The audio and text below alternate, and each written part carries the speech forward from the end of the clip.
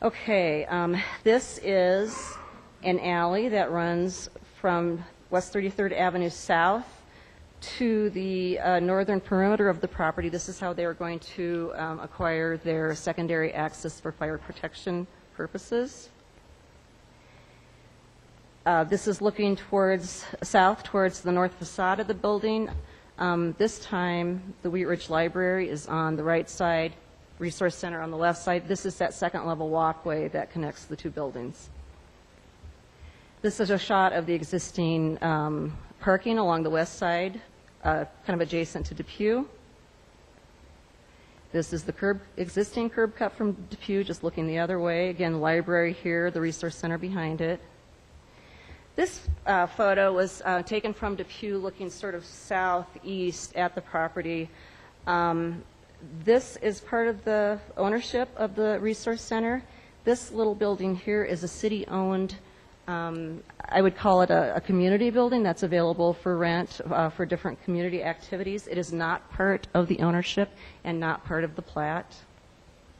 And this is looking south on Depew. The Resource Center and the library are located on the left-hand side of the picture, which would be the east side of Depew Street. Okay. The plat itself is actually a two-page document. This is the first sheet of that plan set, and it's what I typically refer to as the declaration page. It contains a legal description. It has all the correct signature blocks for the property owners and the city officials. It also includes some notes relative to some of the site issues there under the notes, which I believe are in this area right here under, let's see what we've got here. Under note number 13 and 14, we talk about maintenance of stormwater quality ponds and detention. That's kind of a standard note we would include on a plat just to ensure that it is privately maintained. Note number 16, also in that same area, allows for cross-access through the property for the patrons, guests, employees, and so on. This is the actual plat itself. Let's see, 32nd Avenue is located down here, which is really the south side, but on the left-hand side of the picture. This would be Depew Street over on the west, Chase Street on the east. And again, you can see the sort of the funky subdivision that underlays the entire property. We have accommodated all of the expansion area within, and the existing property within the plat. It does exclude the little piece that is the city ownership along Depew, which is it's called the Ye Old House Firehouse Community Building. There have been drainage easements corresponding with a drainage report that was submitted and being reviewed by Public Works. The alley that I pointed to in the picture comes into the property at this location, and there is a fire access easement that's denoted on the plat, which runs from the alley over to Depew Street, and it's just north of the old firehouse community building. That alley at some point had continued all the way south to 32nd, but it was vacated some time ago and is no longer open for public access except for that fire access movement.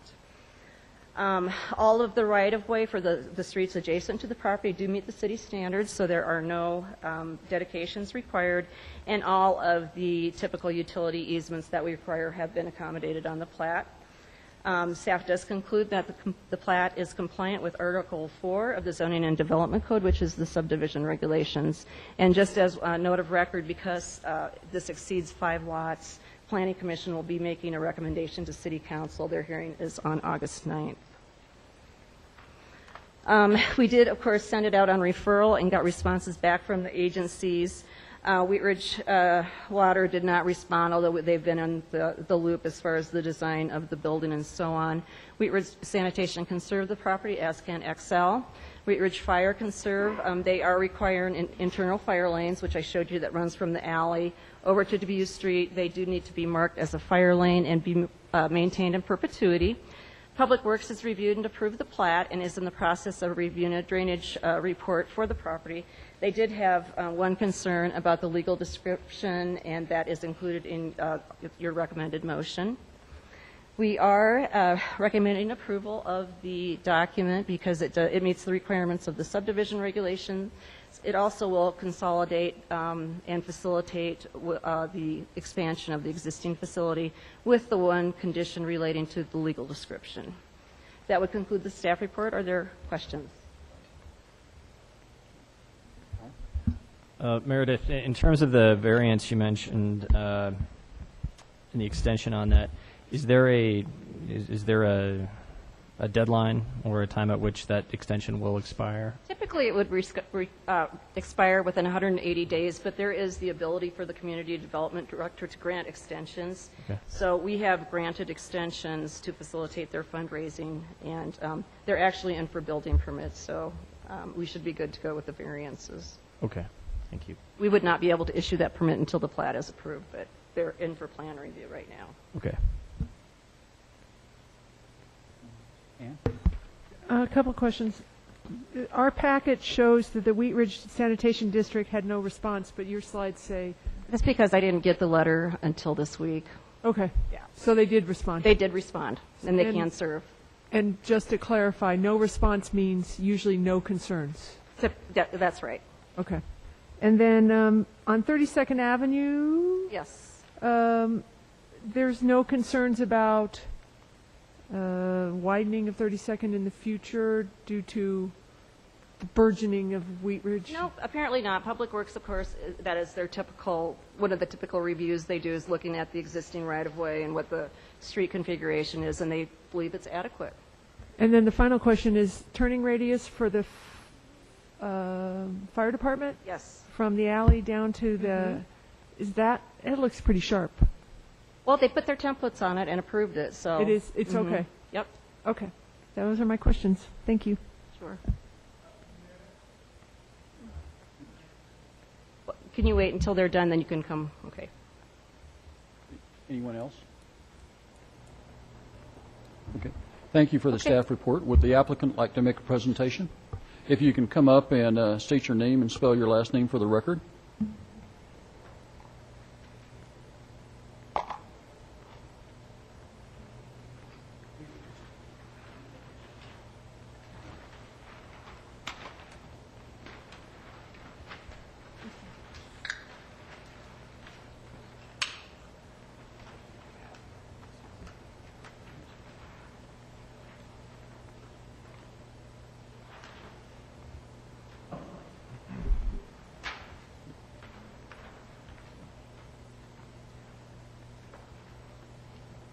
I'm William Brummett with William Brummett Architects, the architect on the project.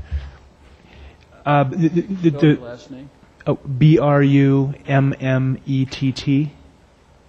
Okay. The only thing that I wanted to, when Meredith mentioned the fire access, I worked with Kelly Brooks with Wheat Ridge Fire to sort out how exactly they wanted to do that, and actually their access is not going to be down the alley. It's going to be off of Depew Street, the little dogleg section of the site that is just to the north of the community building. Their access is going to be straight in there and back straight out. So, and that was something that was acceptable to Kelly Brooks. Does that conclude your presentation? Yeah, that's all I had to add, unless there were Are there some any questions specific for the questions. Questions for the applicant? George? I just want to clarify, reconcile the drainage easement and the parking and the north parking lot. Is that the intention? Is the north parking lot is that drainage? Right. I'm just realizing this document that I handed you shows a parking lot to the north, and now in the current plan that will be the drainage area. Okay. So it won't be the parking lot. It'll actually be the drainage. Okay. Right. Thank you. That's all. Alan? Just to clarify, looking at your plan here, it looks like all of the additional building footprint that that you're proposing, the center's proposing, all falls to the north where that vacant lot is right now, current? Right, right, and actually, this new building, which actually on the second floor will connect to the existing building, actually occupies only, I believe, three or four of the 28 lots that we're trying to consolidate. Most of the lots that we're trying to consolidate is in essence just clearing up a matter that's existed for 100 years. And the parking lots over on Depew and the land surrounding the ye old firehouse are going to remain as they exist currently? They're going to be improved, actually. There's going to be some landscape islands. They're going to be repaved and restriped, as well as the fire access will be made and then striped, fire lane as well.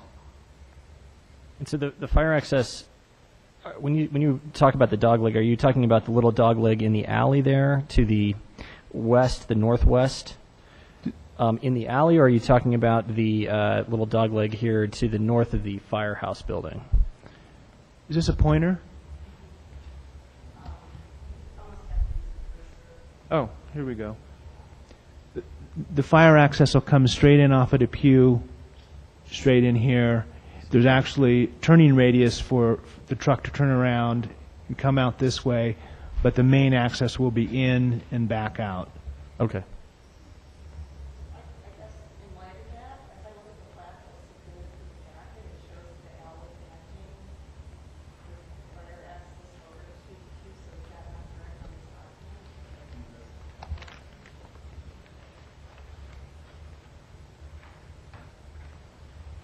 I'm Brian Crombine, the civil engineer. I'm with Jones Engineering.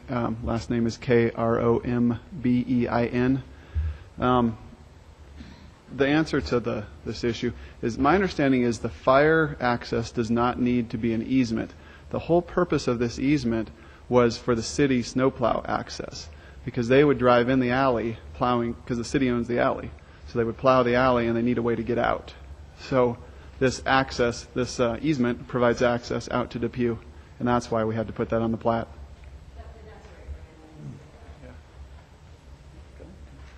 Okay. Does that conclude your presentation? Yeah, it does, unless there's any other questions. Any other questions? Thank you. Thanks. Now is the time for members of the public to make a comment or give us testimony, some information on it. And it is okay to say that you agree with the previous speaker. If you can come forward and state your name and spell your last name for the record. Actually, I've got the list and nobody signed up, but I believe there are some neighbors in the I think- audience. Yeah.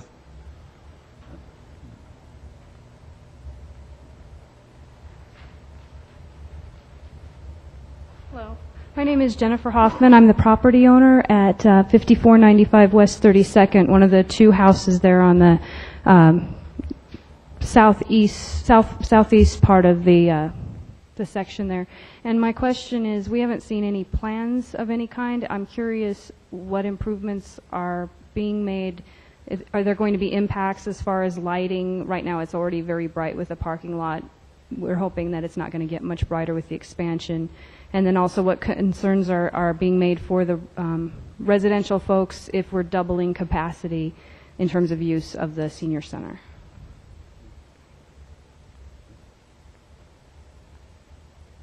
No. I would defer to the applicant to see what kind of outreach they've done to the neighborhood. That was not something the city was involved in, so.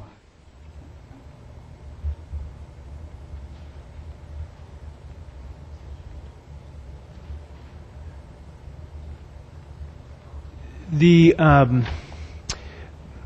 me use the cursor again. All of the building is going to be up in here, and the new drop off will be right here also. So cars will come through and across and out. So they'll the building and the drop off activity. Most of the participants who take part in the adult day services get dropped off by some kind of van. All that'll happen up here, the parking area will be improved. It'll have new lighting, and actually the new lighting is the regulations for the new regulations for the lighting are a lot more strict than they were many years ago about light pollution and blocking off. So actually, the errant light at night should be less than what you've got now, and there'll be more landscaping in the parking, and it'll be new surface and new curbs. It'll actually be a fair amount better, I think.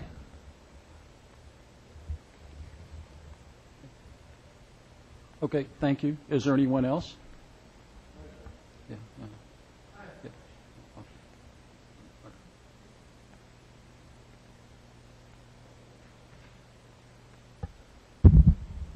I don't know who to really ask this question to. My name is Gene Rishardi.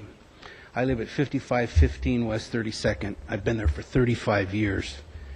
It was just a few years ago, if anybody recalls, I don't know how many people are still seated in power now, where they wanted to put a propane refueling facility there, right there behind the firehouse, whether you call it the ye old firehouse or the firehouse, and that was knocked down. The way I see it is what this is really all about, at least from my perspective, because I have property that faces Depew Street, which is a quiet street right now, is you want to take that northern section from the firehouse, as I see it here. I can see it here clearer than I can up on that particular schematic. And you want to create another driveway, ostensibly under the idea that it's for safety reasons because you need access for the fire department. Now, I've lived there 35 years. I've never seen a fire truck at the Senior Resource Center. The Senior Resource Center wasn't really created, if I'm correct, and I do want to be corrected on this, as far as the specific historical nature of it, whether it was put in somewhere around 1982, 83, that the library predates the Senior Resource Center, that it was a functioning elementary school when I moved in there in 1976. I personally have misgivings about another access on Depew Street.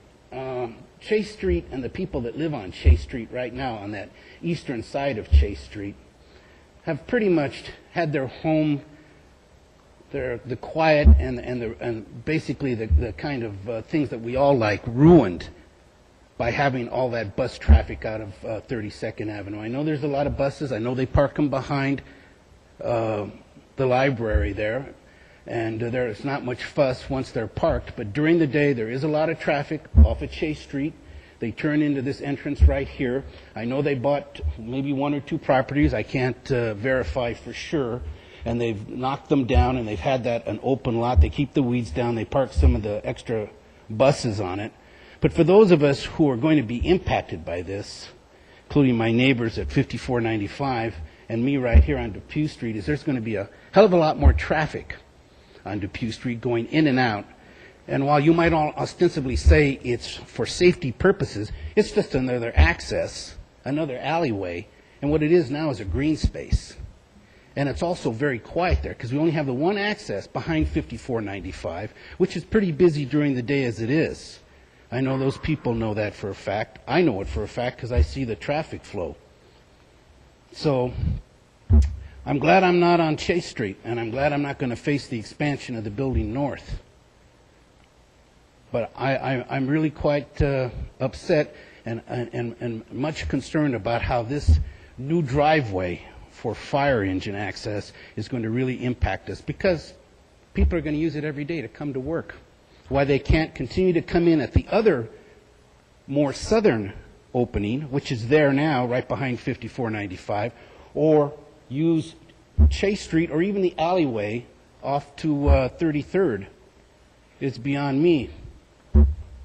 I don't like what's happening here, and I think we're getting snookered. If I could Your expansion doesn't help the traffic that's going to impact me here. It isn't. I mean, it's just a gut feeling at this time. I don't have anything clinical. Right. But, you know, it's a residential neighborhood. It was a school, and that school was closed after those kids went home at 3:15 for years. It's now a senior resource center where people essentially go home, and the library closes at 7 most nights, 5 on weekends. But I don't see the need for the extra driveway, a driveway that is going to like really take out what it really is a nice little piece of green work. You want to call it whatever you want to call it. It's not a park, but it's really something that is, I always thought was a feature because of its adjacence to the firehouse was city property. I guess I've come to find out sadly that it isn't. But I don't like this plan, and I want to go on record as saying that. That's about all I have to say. Okay, thank you. Nobody here lives on Depew Street or on 32nd. I don't see too many people here that's going to impact. And I know it's not going to impact the architect or any of the other people. Could you do me a favor? Could you spell your last name for the record? Because we want to capture it. My last name is spelled Ricciardi. I live at 5515 West 32nd. Thank you. Meredith, I have a question on that. So what, that dog leg, is that going to be an open access or is that going to be chained off? No, it's proposed for an open access. What I was trying to do was interject that I gave bad information in my staff report by saying that was the emergency access for fire. It's actually for the city to do maintenance, snow plowing maintenance. But it is planned to be an open access. So what keeps that from becoming a driveway? Nothing. Sorry. Meredith, just one question related to that as well. It looks like on the plat, there's a 24-foot wide access off of Depew on the south side of that dogleg, closest to the 24 feet closest to the old firehouse community center, and then about another, don't have it in front of me, but about another 20 or 24 feet to the north of that would presumably be landscaped in some fashion as opposed to paved. Again, this isn't my design, and we might be asking those questions to the applicant, but there is a driveway planned, and I did show a picture of the green area north of the old firehouse and some parking planned, and a full movement curb cut. Yeah, I just noticed that there's 24 feet designated for access, and then something to the north of that, presumably not designated for access. No, that's parking and landscaping. Okay. Thanks. Is there anyone else to speak? If you can give your name and spell your last name. My name is Bill McIntyre, McIntyre, just like the street, capital M. A couple years ago, there was a move to do a multifamily, residential R2 on the property adjacent to mine. I live at 3283 Chase, next to the vacant property planned for the expansion. We totally combined, we voted against the proposal because of the access and the parking and the facility. Apartments across the street on the east side of Chase Street requiring parking. And if you see the lot right there during the daytime, I would imagine in the back of the library and towards the library end, pretty full parking during the daytime. And I don't know if these are employees or visitors or whatever, but to expand that would double up that parking area. I've had an offer on my property, so there would be an expansion for parking. And I rejected that so far because I didn't think the offer was appropriate enough. I think that I have more invested than what I was offered to buy my property to expand that. And I've seen the plan, and I'm looking at the access there, and we're talking about a city alley and plowing of a city alley, and not once, and I moved in that house in 1978, and not one snow plow has gone up that alley. We had a government plan to crush the snow with trash trucks, and that's been the whole plan as far as snow removal is concerned in that alley. That access now for and my neighbor, he hasn't seen trucks out there, but you know, I am not opposed to senior living. Believe me, I am that close. They even offered me a place in the building if I would sell my house. The thing that I'm concerned about is I've seen as soon as there's an ambulance call, there's a fire truck. Those guys work 24 hours. There's fire trucks there every time there's an emergency. To double the expansion or to double the occupancy on that building is going to probably throw dice and double up on the possibility of a fire truck showing up at any time of the day. And evening, I don't know if it would go into a evening thing. I don't know how you would zone the property if people could stay all night, or it would be a daycare center just during the day or whatever. But if it turned into that sort of thing, that property with senior people would have traffic with emergency service needed constantly. And, you know, like I said, I have no problem with senior people, but I do have a problem with things like that. When they get those little buses going and they jam up the front of that and the side of the parking lot, and it's dangerous for me to exit. Sometimes I ride a motorcycle out of there, and sometimes those guys are going back and forth in there, and it's kind of dangerous with people coming in and out in little buses, picking up seniors and dropping them off with emergency ramps. And the thing that seniors need, they need handicap access with lots of room. And I don't know if you have that with the plans for the expansion. I know you have the building room, but I don't know if you have the parking access and the motor accessibility. With all these little buses and undergrounds and alleys that they're little, it's a little one way, and there's not a turnaround in that alley. It just can't be. And the only parking lot turnaround would be in the back of that center that you see right there where all those cars are parked, and that's not a straight through access. And you know, I can see where you're going to come in on one side and these sorts of things, but to vote it down for a residential expansion for a two-family, and now you want to do 80-room senior center. And I've seen it on the days that they'll have Channel 9 health fairs and that sort of thing. You cannot park on the street or nowhere close to that building. If there's an event that goes on at that little community center, you're not getting close to that building. They don't have the parking for that. Even if you crowd the apartment complex across the street, their parking area, the residential in front of my house, all up and down there, and there's not enough. People drive around the neighborhood and try and find a place to park. And I don't know what this is going to happen if you double the size and reduce the parking area. And I'm not going to sell my place so you can park there. You know, I don't know. That's my big concern. I don't think that enough study has been done on that. I really believe you need more area. You know, okay. I think you're going to create a big problem. And I can see the advantage of the little shuttle service, because you know, it's a great financial thing as far as seniors. You know, when you expand it and you got 80 people coming instead of 30 people coming, there's gonna be some finance going on in there. I know nothing about that. I don't care to know.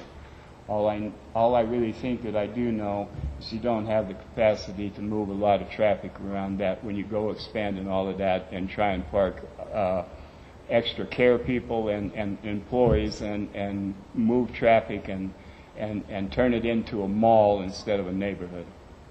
You don't have the capacity. So I'm opposed to the whole operation. Okay. Thank you. Would the applicant like to address that issue?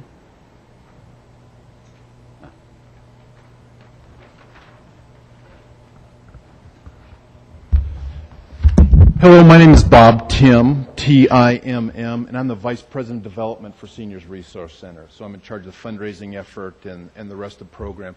I'd like to address just a couple points. One is what this building really is. So Seniors Resource Center has been on this property since 1982. We started in 1978, And we provide services all throughout the Denver metro area, mainly in Jefferson County. But last year we provided direct services to 18,000 individuals. This particular site serves as our headquarters for the organization. So in this site, the lower floor right now is our adult day center, and we currently have on average between 35 and 45 seniors who come here during the day. Most of them come by our vans, and we pick them up, and we usually group them together in 2, 3, or 4 people on there. So there will be some increased access in the number of people that are doing it, but just for most people do not drive themselves there because the reason they come there have early Alzheimer's or some kind of dementia that they need help and support there. Our normal business hours for our adult day program is 7 to 5 o'clock. Most of the people leave to get home, maybe start leaving at 3:30, so the place is pretty much closed out at 4:30 or 5.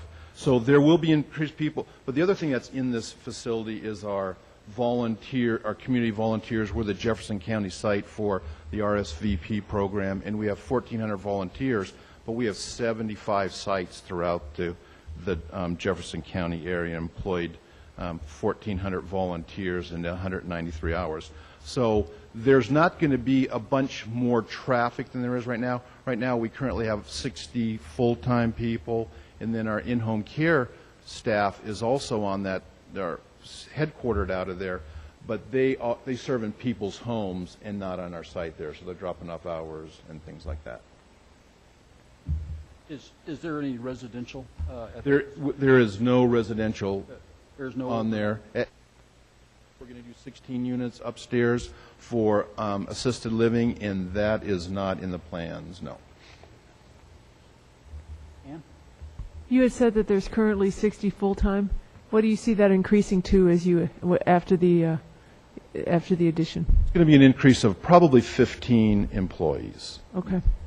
And then again, to address the one issue by the homeowner that's directly to the north, the intent is to put a retention pond between his property and the driveway. It's going to be a berm-like affair that has a gully in the middle of it. Okay. So to some sort of nothing else, but it could cut down on the road noise abatement because of that berm.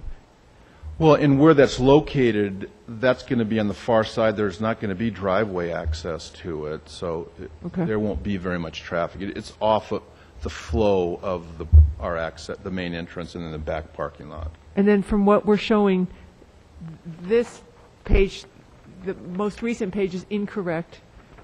The latest is there will be the berm, the retention pond, and building, or driveway and building, and there will be no parking next to 3283. Clarify, that is an older version of the plan. That's probably the first plan when we first started actually being serious about the expansion, the fundraising. It's almost done. So that was probably the first version of the plan. We have perfected it.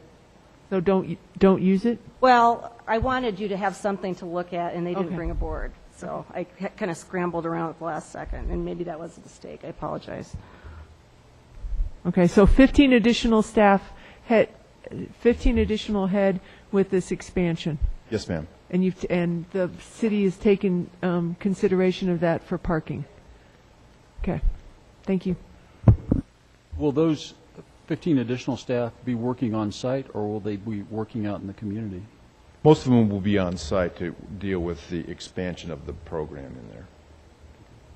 Okay. And I think your architect had something that he wanted to add to this also.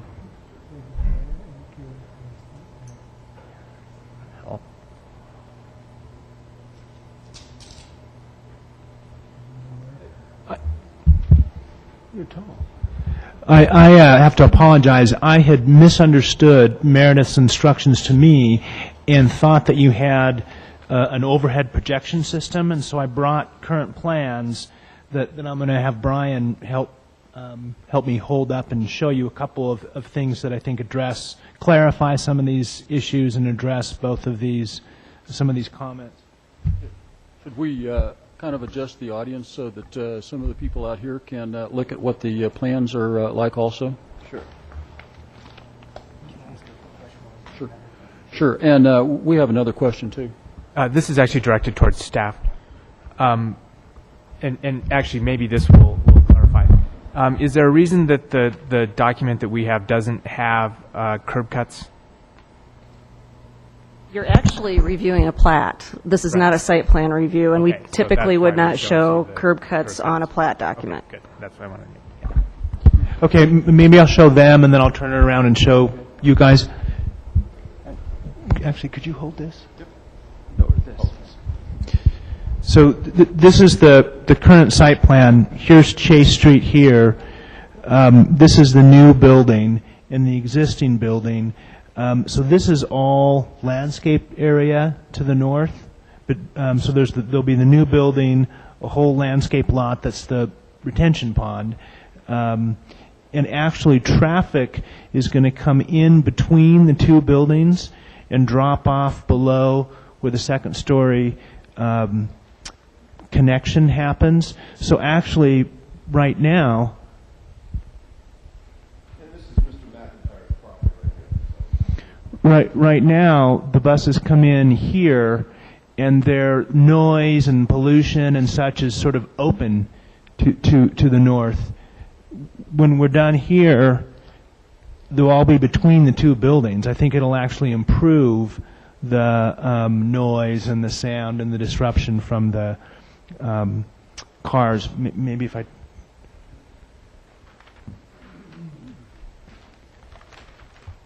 So north is this way. Here's the north edge of the existing building. Here's the new building. The north lot in question is right here, so there'll be the building and then the retention pond. There won't be any parking or drive or anything on this side.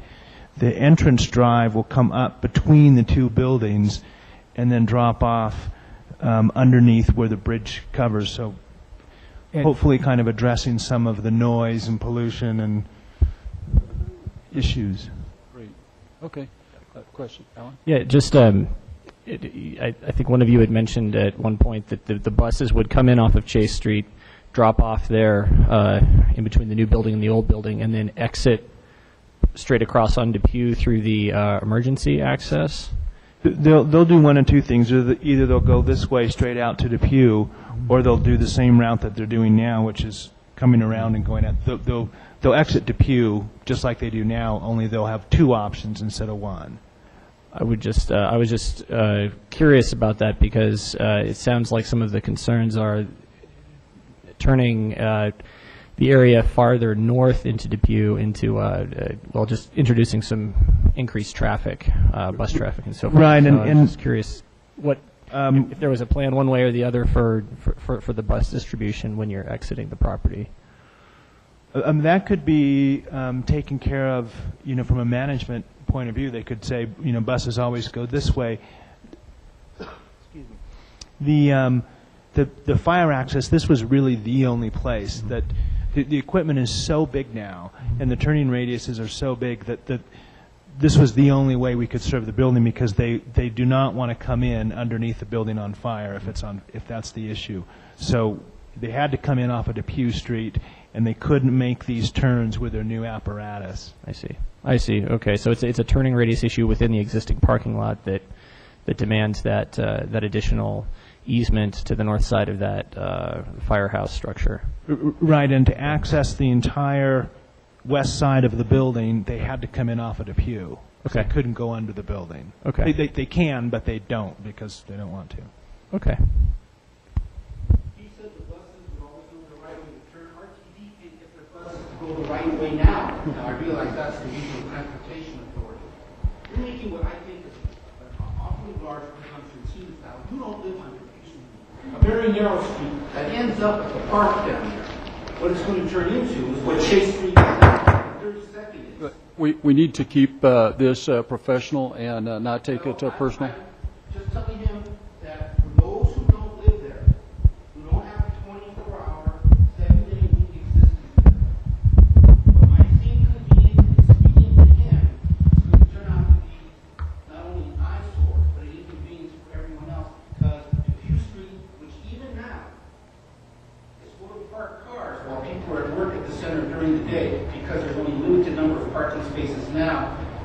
south of the firehouse, and of course north of 5495 or whatever the other address is, it's just going to get busier.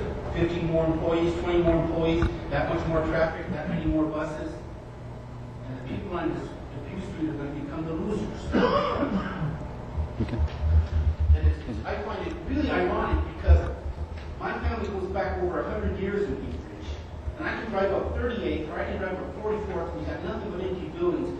But somehow the grand irony of all this is that, thank God the senior center is expanding and it's robust and flush.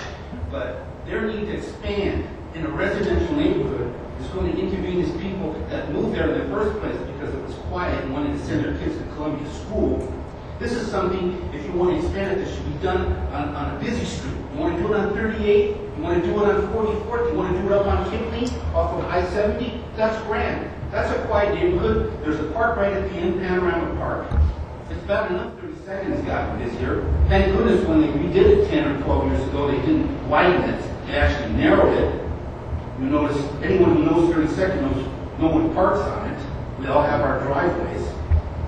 I don't see this to be a win-win situation, except for the business, which is a profit-making business, at the Senior Resource Center. I've got nothing against seniors. My father went there before his ultimate demise. I brought him there. I drove him there and I picked him up every day. I know some of the people that work there. Let the expansion go on. But the fact of the matter is, in order to have your expansion, the high irony of it is you're going to have more parking. You're going to have more access. And the people that are going to lose are the people that have to live there and see those buses and all those extra cars coming in and out all day. So it gets quiet after dark. And all we have is maybe skateboarders and people that park there to do whatever they do when they park there, like it is now. Okay. It's tough if you're on Pew Street. It's tough if you see. It's a narrow street. I don't know how many of you are Wheat Ridge natives, you on the planning commission, that know that east part of Wheat Ridge. Maybe you all live up there close to Youngsfield, or between Wadsworth and Youngsfield, or Kipling. It's an old part of Wheat Ridge, and it's a depressed part of Wheat Ridge. It's not the richest part of Wheat Ridge, but for those of us that live there, we like it. Okay. And I know we fought the expansion for the propane fueling facility that we put there. I guess they were complaining they had to take their trucks out to Congress City, and their only argument was it's clean fuel. So in the name of that, they were going to put a facility back there and fuel trucks. It didn't happen. Thank you for your concern, but what we have in front of us tonight actually is a consolidation of a plat. We don't have a site design in front of us. That's not what is under consideration. It is simply the consolidation of the plat.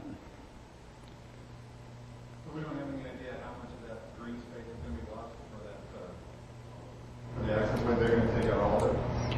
No, not all of it. Are you talking about the green space to the north of the... There'll be a landscape strip on the northernmost part of it, but the fire access does take away, let's say 2/3 of it, 3/4 of it. It's a big...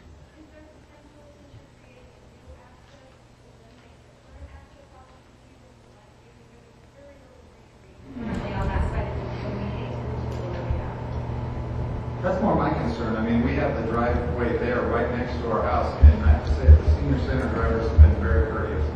I don't have any complaints about that, and we actually stand to do better from this, but I'm concerned about losing that spot because there's a nice part of the street. Otherwise, it's something to park on. Well, I mean, we actually will. There's not a living thing in the parking lot right now, and the new plan will have landscape islands and actually more landscape than what we've got right now. Is there anyone else to speak? I would consider possibly maybe changing the plan building-wise and use that lot that is next to my property for the parking access, so you can expand into the existing parking lot, and you'll have your parking lot, and everybody lives happily ever after. And again, as I say, what we've got in front of us tonight is not a site plan. It is just a consolidation of those 26 plus lots that make up that area. So it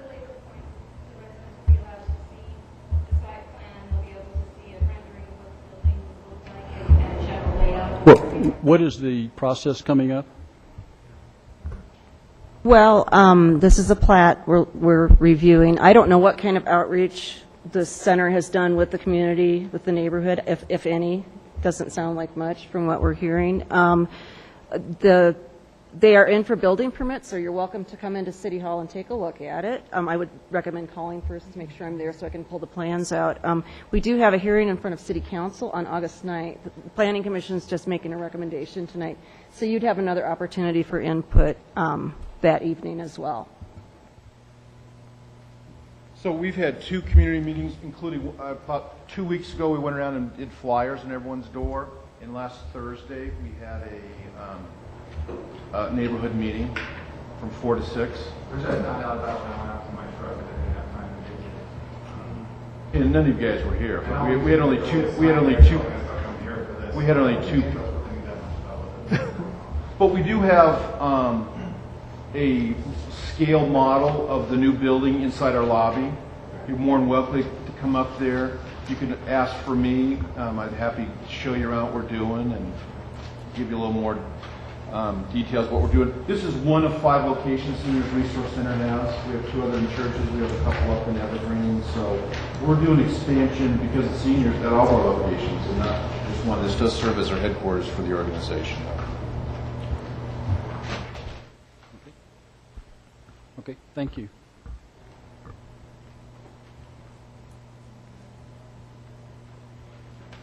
Are we ready for a motion?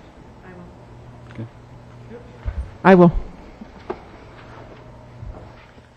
Wait, is there any more discussion, or are we? Do you want to just? We can discuss after you make the motion. Okay, I'm ready.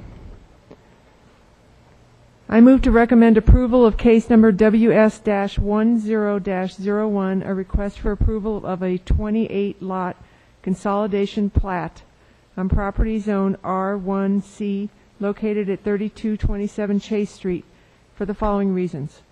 All requirements of Article 4 of the Zoning and Development Code have been met. It will facilitate the expansion of the existing facility with the following conditions. The legal description be corrected to be on current city datum, including section ties prior to City Council public hearing on August 9th, 2010. Is there a second? I'll second.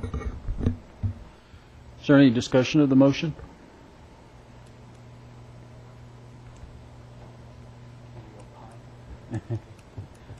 If you want to talk, yes. Alan?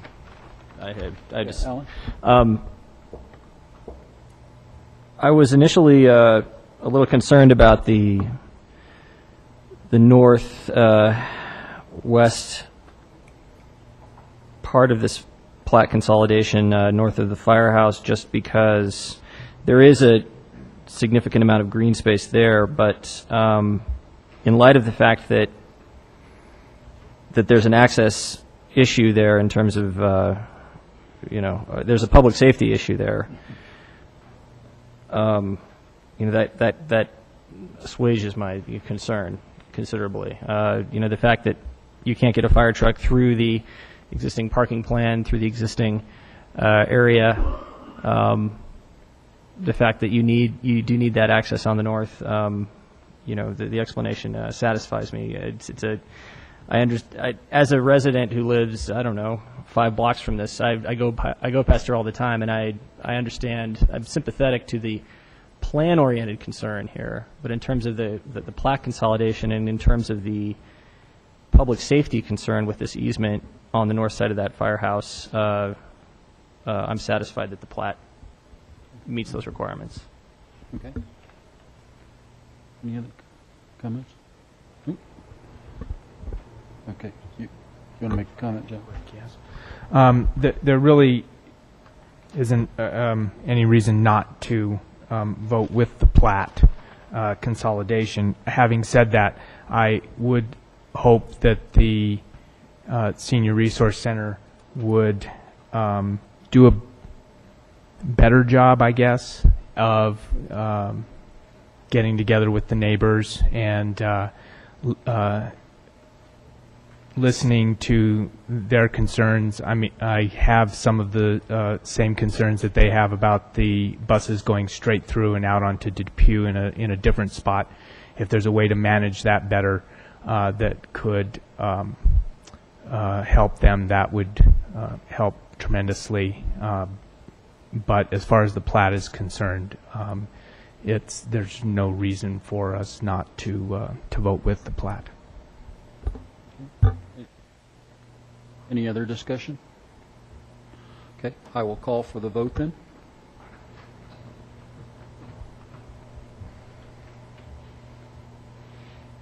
And the motion passes unanimously. Okay, thank you.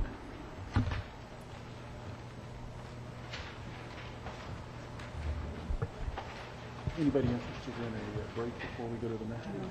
No? Okay. Okay.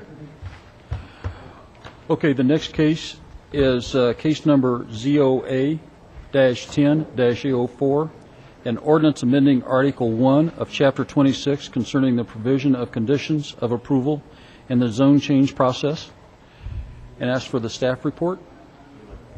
Thank you. Can you hear me all right? I assume you can. Here I am. I'm Jerry Dahl. I'm the city attorney, and I attended tonight because I was asked to help respond to the questions that Commissioner Dwyer had asked, and I'm pleased to do that. Let me just, by way of background, tell you that the Wheat Ridge Code of Laws provides for rezoning by the city and by private individuals. Most of the time, the rezoning applications that you see are brought by private individuals that are owning property and want to rezone it for some reason or another. And you also well know that our code provides now that commercial applications for any kind of commercial zoning be rezoned to planned development, which was a change made, some years ago. The fact of the matter is that various jurisdictions have there's sort of two ways to approach it. Some jurisdictions saying, look, rezoning criteria. For rezoning, you're either saying yes or you're saying no. You're not saying yes with conditions, as is so common on so many of your other applications. You see a site plan. You see, there's always.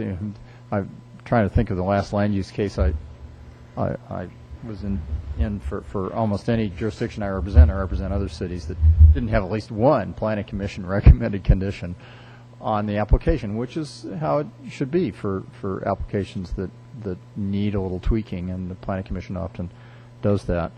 One exception to that in a lot of jurisdictions is rezoning, where the question is more not unlike your lot consolidation tonight. Well, yes or no. Is it going to be rezoned from residential to commercial zone district or not? Let's talk about the site plan at another time. That's complicated somewhat when you have rezonings to planned development, because as you well know, you not only get the raw rezoning request, but you get a design at the same time. And in particular, that's exacerbated in an inner ring suburb like Wheat Ridge, where most development applications are not for sort of raw land. They're for redevelopment and they're for infill. And it's become really the norm rather than the exception to see an application that is for what would otherwise be the lot consolidation is probably not a bad example, which would otherwise be just kind of a straight mechanical change, and they always bring in all of the other stuff that's going to happen in association with that. So as a result, historically in Wheat Ridge, there have been conditions on rezoning imposed on a number of occasions. Sometimes they're density conditions, sometimes they're design conditions on rezoning, because the applicant, beyond just asking for the raw zone change, has also said, this is what I'm going to do. This is why I want the rezoning. I'm going to do this or that. The rule of law is that you need to have the authority to impose a condition. The way the code is presently written, as you see, and I think it's right in front of you in that proposed ordinance, it says approve or deny at the planning commission level, and it says approve or deny at the council level. And the truth is, what has happened, and I'm sure what will continue to happen occasionally, is you'll get approvals with conditions. I will tell you, that's always made me a little nervous, because that condition runs the risk of not having a code basis to support it. Or you've got a code that says approve or deny, and you end up approving with conditions. The question then becomes, is that condition enforceable?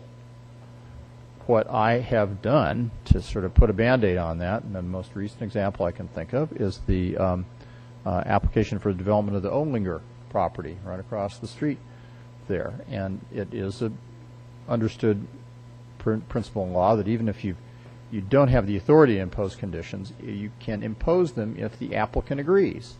And on the record here in this room, when the applicant's representative was at the podium, and it was clear, I forget what the condition was, there were a series of them, council wanted to impose that condition. I said, well, I have trouble with your ability to impose a condition. It's an up or down, but that condition's enforceable if we put on the record that the applicant consents. I said, Mr. Applicant, do you consent? There's no way they were going to say no. They said yes, and that put that Band-Aid on. But the truth is that, I'm not always here to do that.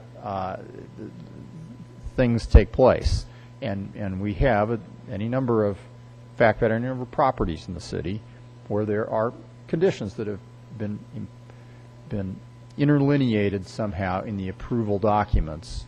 But if you search back and say, okay, where's the basis for that? Where is it that we got to have the right to do that? You run right up against approve or deny. And it's in your statute and it's in the council statute. I'm winding up here, so trust me, I'm almost done.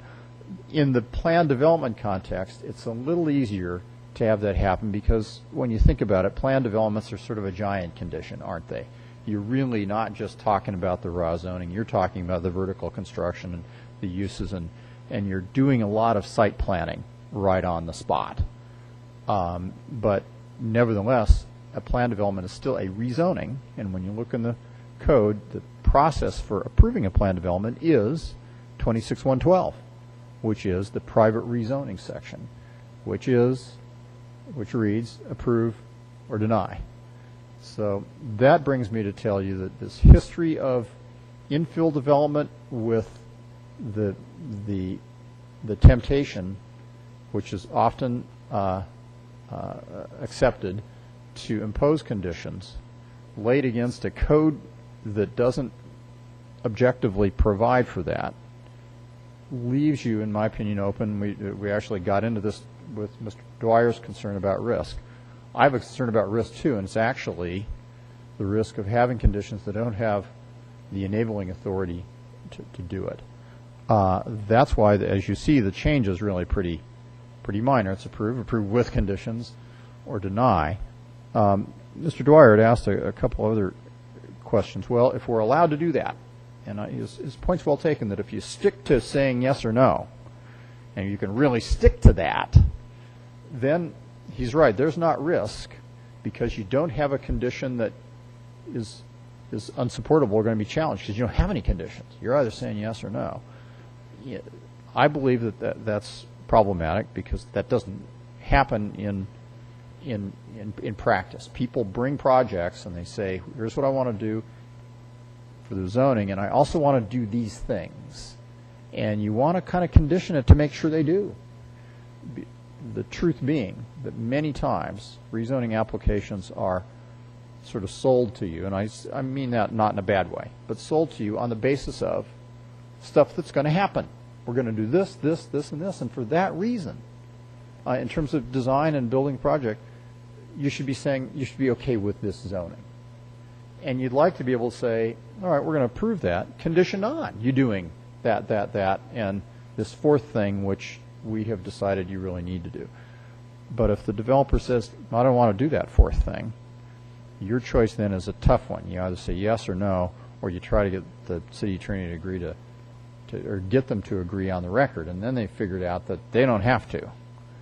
Now, in the Oehlinger situation, the dynamics were that they were highly incentivized to consent on the record. But that's a very kind of Band-Aid after the fact way of addressing the issue I'm raising. I've looked at other communities. I've done some case law research, which is in your file, and conditions on rezoning are upheld by the courts, but they like to see that you've got a basis in your code for applying one.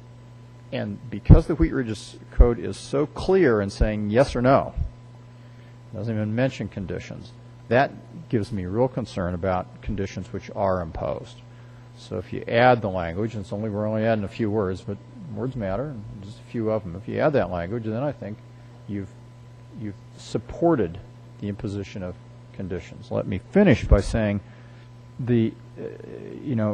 any condition that you impose, and this commission does regularly, still has to satisfy the classic case law tests of, is this reasonable?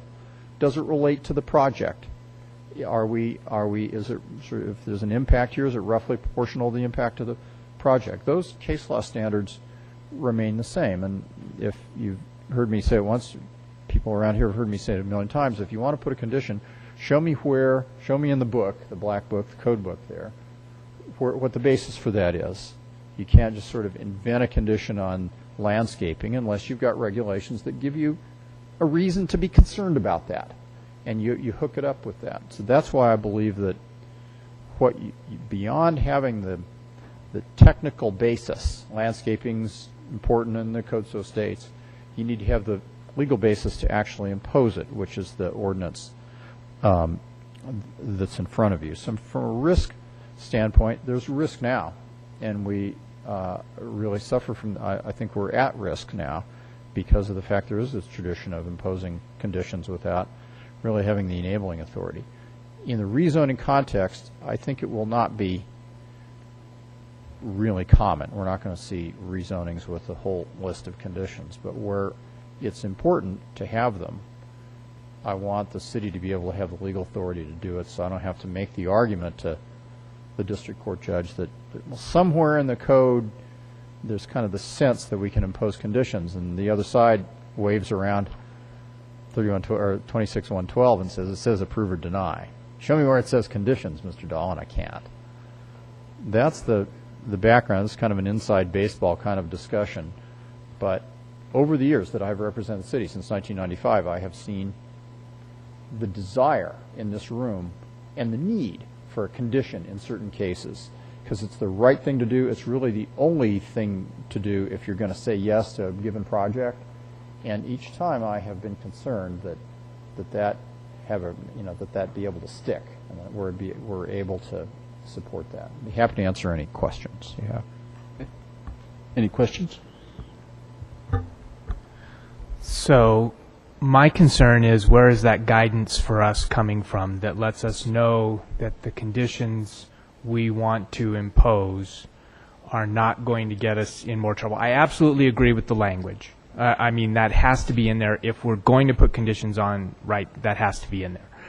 So what I don't really see is, if you're enabling us to put conditions on, where is that guidance coming from that's going to keep the risk of litigation to a minimum? Fair question. A couple of places. Your first line of defense is obviously your staff and the staff report that will say, we recommend approval with following condition, and we need this condition because of whatever it is. And the staff will have done exactly what I just mentioned needs to be done. Yes, this is important. Do we have a home in the book for that? Is there a basis for that? Yes, there is. As it turns out, the code book talks about site triangle safety. And in this particular case, the condition is necessary for that. They're going to have to acquire a little right-of-way to make the site triangle work. That's the condition.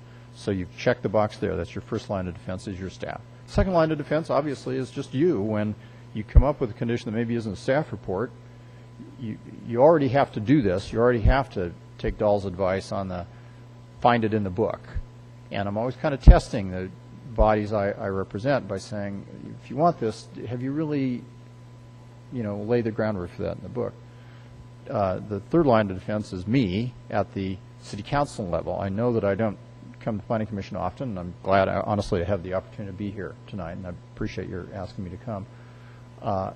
And that's my task, to look at your recommendations as they come to council before council says yes to them. So we do have a series, I think, of of fail-safes to address that issue. Okay. And so the change we're recommending is actually 9 words? I think that's right. I think that's right. Uh-huh. Yeah, let's see, 1, 2, 3, 4, 5, 6, 7, 8. Yes, 9 words. Letter F should probably be approval AL with conditions. And if you approve this, we'll make sure the version that goes to council says AL in letter F, because we've changed the verb form or whatever. But you're right, 9 words. 9 words. Some Okay. things are small. Yeah. Can we refer to that in the future as dryers 9? I think that we should. I think it's important to have a way of keeping track of the major changes in policy, and this one really should be the Dwyer movement. Yeah. That's what we should call it. Yeah. And Is there any additional discussion before we go to a motion? Any additional questions? well, then I feel like I should make the motion. It's a public hearing. You should probably ask if there's public testimony. Yes, we should have public. Public discussion.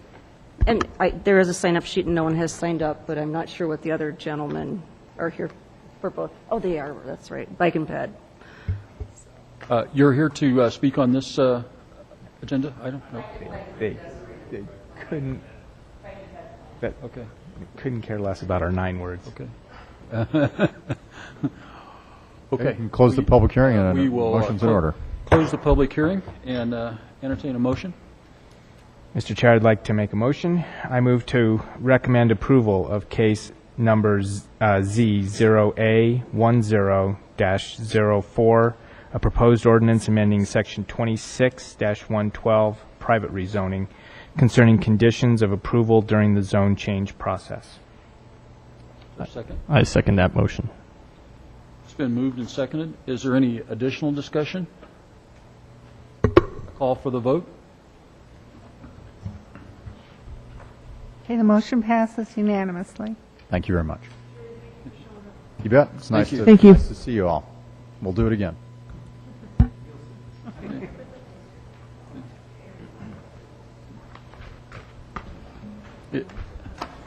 Is there any movement to have a break before we go to the next one?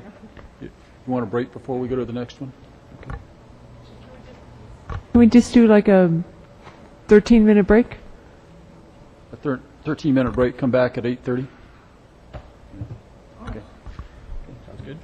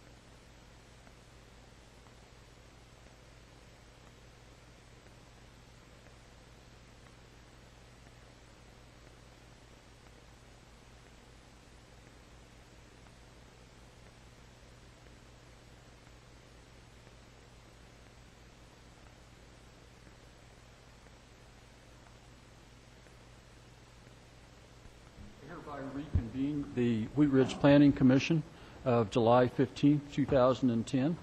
And we can go into case number ZOA-10-03 and ordinance amending Articles 2 and 4 of Chapter 26 concerning accessory buildings on properties with commercial and industrial zoning, and ask for a staff report.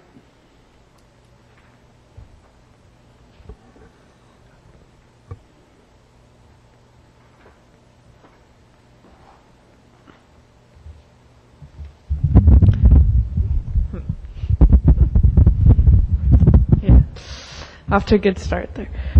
Good evening. I'm here to give the staff report for case number ZOA 1003, which is a proposed code amendment concerning accessory structures in commercial and industrial zone districts.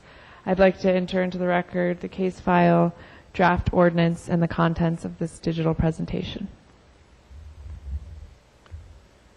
So just to give a little background, currently, the zoning code does not allow any form of accessory structure to exist on a commercial or industrial zoned property.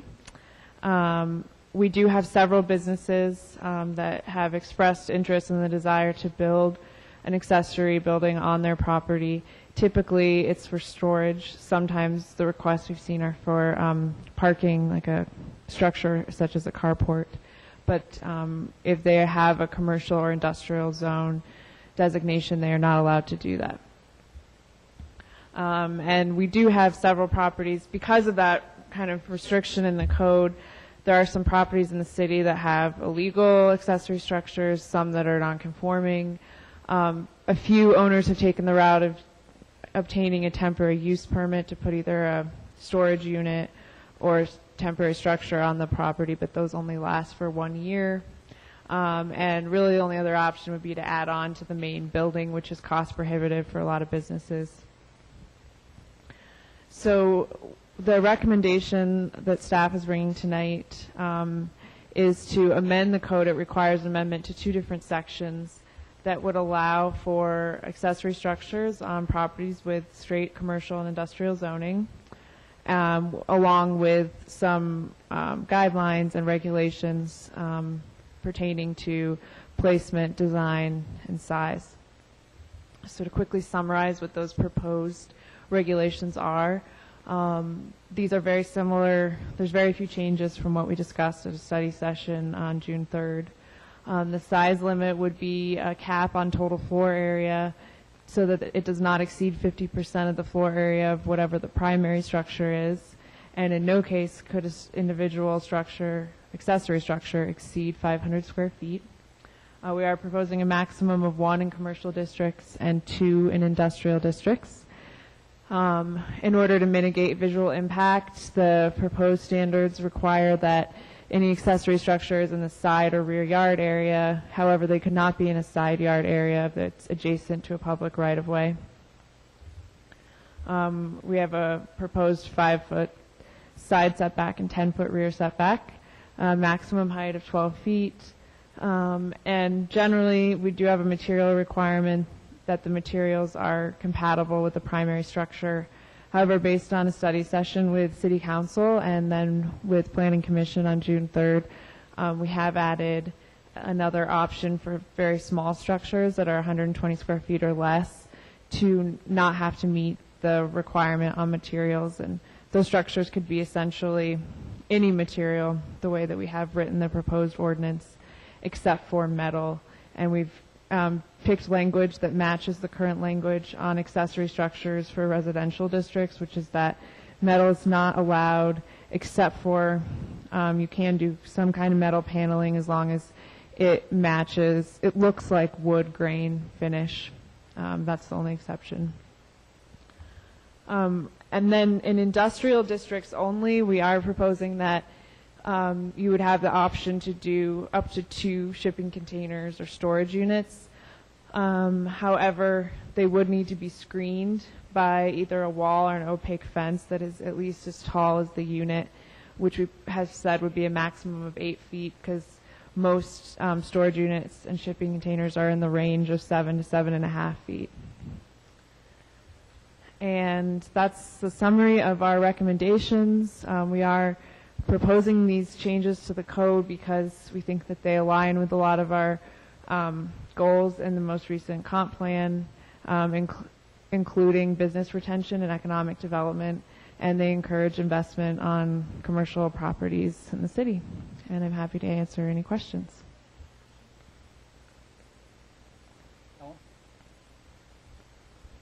I'm assuming there's no restriction on the accessory structure in terms of provision of electricity, water, anything that else that might be required for maintenance of any material or supplies that the owners of the property intend to house in that accessory structure? Say like a mobile refrigeration unit or something like that? That's correct.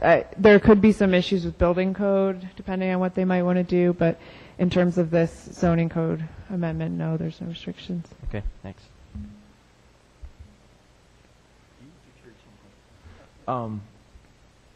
Just to confirm, if a property owner that's commercial wants to do more than one, or an industrial property owner wants to do more than two, they could apply for a variance. Is that correct? Is that the intent? Yes. Okay. That is the intent. If Jerry were here, he could confirm that would. Because it would be a deviation from the established standard, but it wouldn't be a.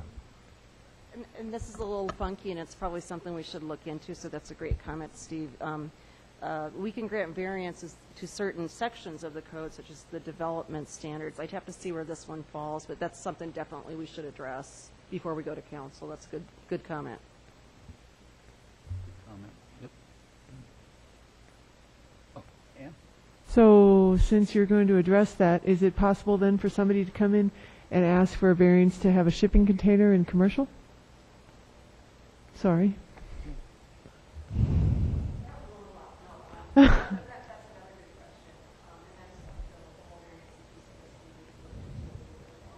Okay.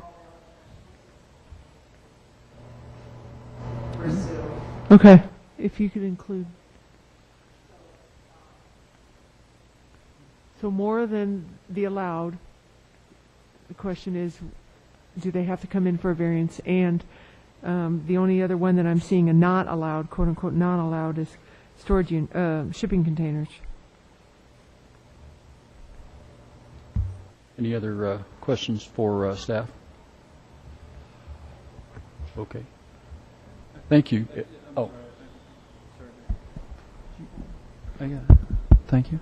I'm just a couple of questions that I remember from reviewing this earlier.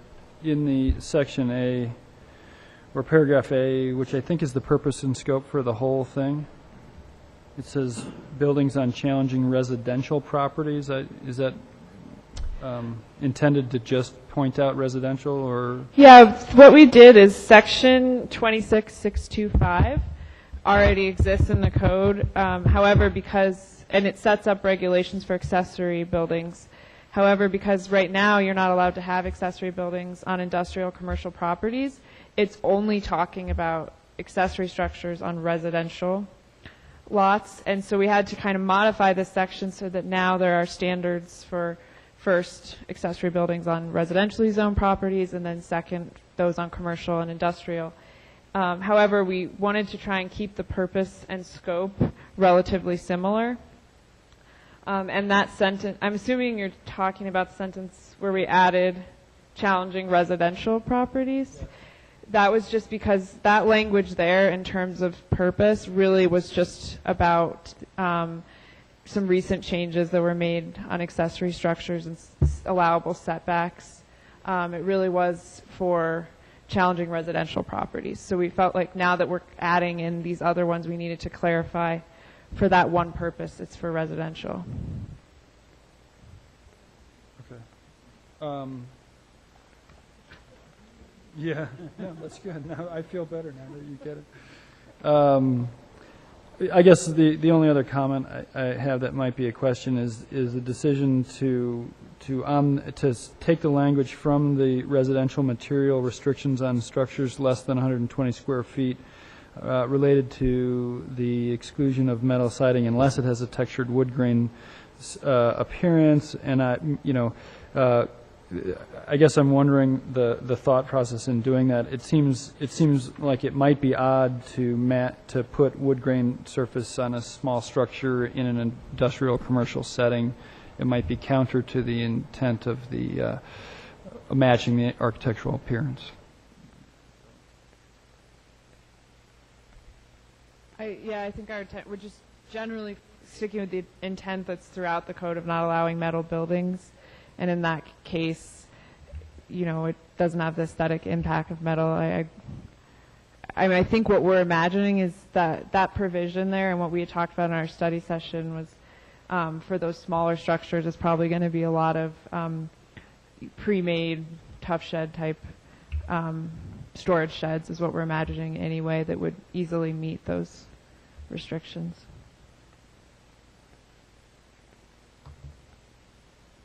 Is there any specific fence requirements, or would it fall under fence requirements somewhere else in the code, or specific as a screen? Generally, it would follow existing. We have a section on fencing and screening. Yeah. Okay, so now I'm going to go back to what George was talking about on the first paragraph. I understand that your purpose and scope, you were just trying to state that accessory buildings should really only be considered for challenging residential properties. I get that. But that's the purpose and scope of the entire section. And then later on we talk about commercial and industrial zone districts. Shouldn't Section A, which talks about purpose and scope of accessory buildings and structure, cover both residential and commercial and industrial and agriculture? Yeah, that's a good, the last point, right off the bat, obviously, agriculture, I've been saying residential, but all along, whenever I said residential, I should have also said and agricultural. I can double check with our city attorney. I mean, especially the language about properties relative to size and existing physical improvements. But I think you're right that it makes sense to take residential out, and that language applies also to the commercial and industrial context. It looks like Meredith, you agree. See what I'm saying? Because yeah. First you say you've focused on residential, and then which is the purpose and scope of the entire document or entire section, and then you pop in Section D, commercial and industrial. Yeah, so you're saying just strike residential. Strike residential. Yeah, I think that makes sense. Because you struck residential in B. You struck all reference to residential in Section B. Correct. Okay. Yeah. Okay. Any additional questions? Does that conclude the staff report? Yes. Are there any members of the public that would like to speak on that? I hereby close the public hearing for case number ZOA-10-03 and ask for a motion. Okay. I'm on a roll. I recommend approval of the proposed ordinance amending Articles 2 and 6 of Chapter 26 concerning accessory structures on properties with commercial or industrial zoning with the following conditions. Prior to this going before City Council, the question regarding variances be addressed with regards to number of buildings and the type of accessory buildings, those things that are quote-unquote not allowed. And then secondly, to recommend striking the word residential from Section 2, subsection A, purpose and scope. Right? Is there a second? Second. Any discussion amongst the commission? Steve? George, anyone?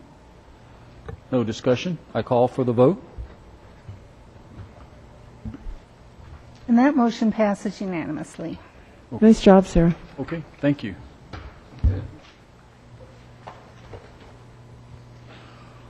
Okay.